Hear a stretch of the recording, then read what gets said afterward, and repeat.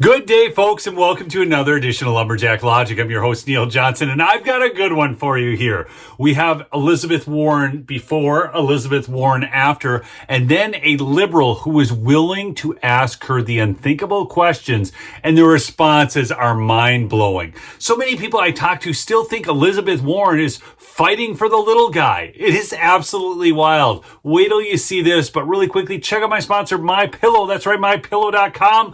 Promo code Lumberjack. Big savings on the best sleep products available. You waited too long.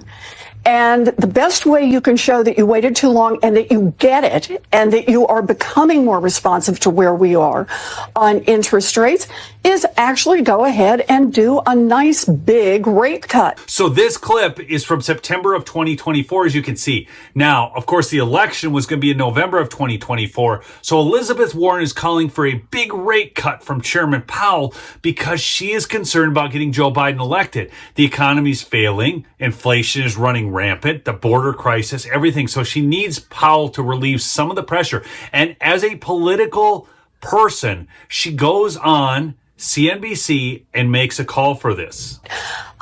Keep in mind that keeping those rates high, as he has done, keeping those interest rates so high, actually has contributed to our measure of inflation. Okay, now she's just an idiot because that is not how this works. Monetary supply increases, then prices go up. You all understand this, right? You actually keep rates high to lower inflation.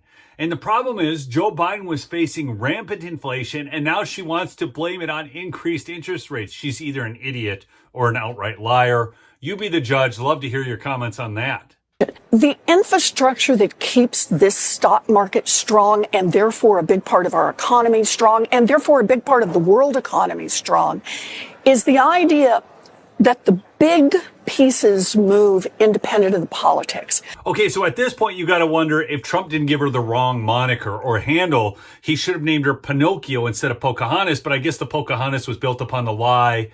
So maybe we'll stick with Pocahontas. But here's the thing, folks, because before she wanted Powell to make rate cuts, and she called for it as a politician. That somebody is making her best decisions economically and independently. We understand that if the New York Stock Exchange, if interest rates in the United States are subject to a president who just wants to wave his magic wand, this doesn't distinguish us then from any other two-bit dictatorship around the world. Wait, just so I'm keeping up with this, the policy cannot be subject to the whims of president, but it can be subject to the whims of United States senators. I think I get where she's going with all of this. And only if the president of her party is in trouble. Do you see how this is working? Furthermore, she goes on to then call Trump a dictator. They're back to that again. And funny she mentioned the magic wand. You all remember how Obama said Trump couldn't wave a magic wand, and yet he did, and we got manufacturing jobs back? Flipping amazing. But now we get into this really stunning clip. I don't even know who this liberal podcaster is, but check this out. Do you regret saying that President Biden had a mental acuity? He had a sharpness to him. You said that up until July of last year. Do you remember this? They were all telling us how mentally fit and sharp Joe Biden was when they all knew. They all knew. The mainstream media, the Democrat Party, they all knew. But it had gone too far. They had to kind of just ride that horse. And then they ended up having to go to Kamala, which ended up being a disaster. But this guy had the courage to ask this question and watch her response.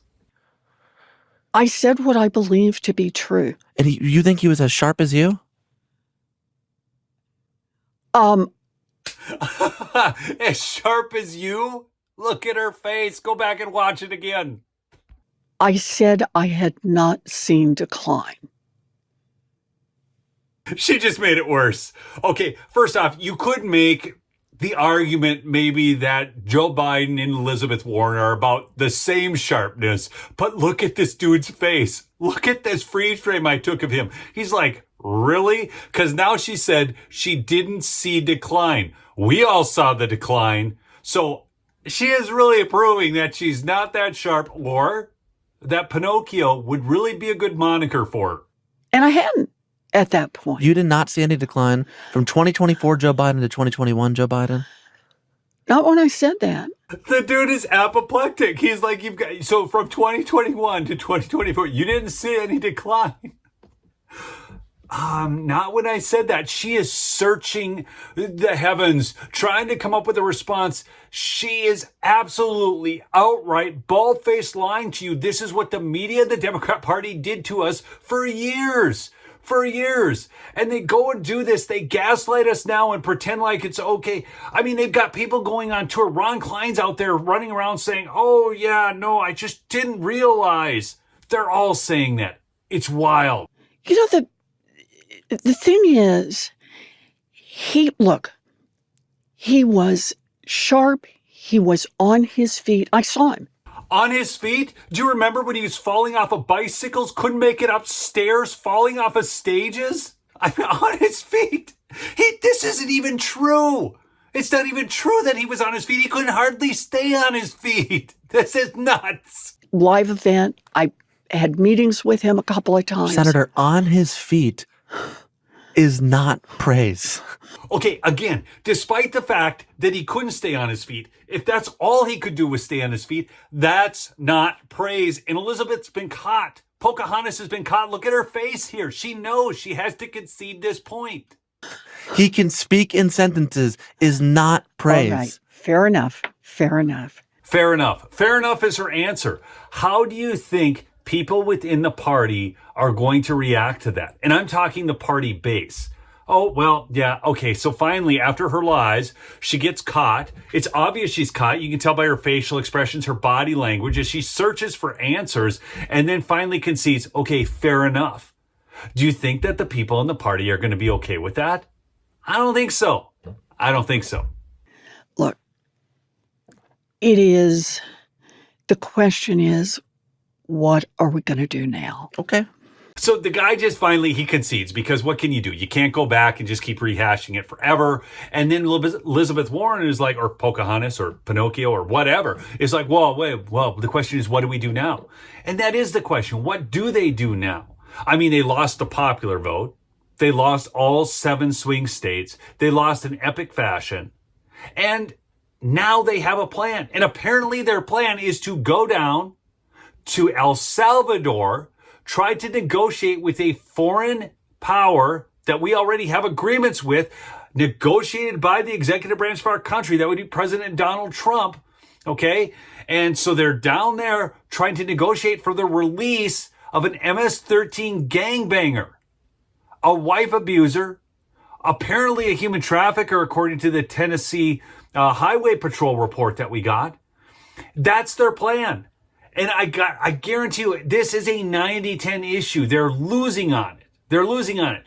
But I got a question too, though, folks. I mean, I talk to people. They're still concerned about inflation on cheap Chinese goods. It is unreal how obsessed people are with consumerism and buying cheap Chinese crap. And that's why they're worried about tariffs. So I do, as much as I see that they should be losing and that their 21% approval in Congress is too high. Look, the Democrat Party is really at a low. But the reality is, if we repolled now, they might have moved up. I mean, the mainstream media is carrying their water. Don't forget it. Remember to subscribe and remember to check out my sponsor, MyPillow, mypillow.com/lumberjack for $25 any size, any color percale sheets right now at mypillow.com. Go check it out. We'll see you in the next episode. Peace out.